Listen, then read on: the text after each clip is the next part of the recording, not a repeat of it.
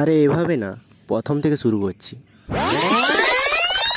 নমস্কার, আমি সুদীপ ধীবর।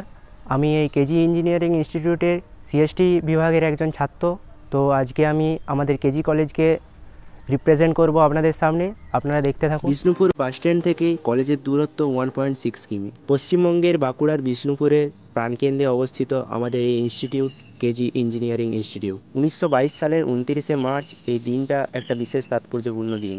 এই দিন স্বর্গীয় এবং সদ্যীয় কৃষ্ণগোপাল ঘোষ মহাশয় বিষ্ণুপুরের বুকে প্রতিষ্ঠা করেছিলেন কেজি ইঞ্জিনিয়ারিং ইনস্টিটিউট। বিভিন্ন প্রকৌশল শাখায় 3 বছরের পূর্ণকালীন ডিপ্লোমা কোর্স অফার করে এই ইনস্টিটিউট। ইঞ্জিনিয়ারিং শাখায় রয়েছে electronics, telecommunication engineering, mechanical engineering, electrical engineering এবং কম্পিউটার সায়েন্স অ্যান্ড টেকনোলজি এবং সিভিল ইঞ্জিনিয়ারিং।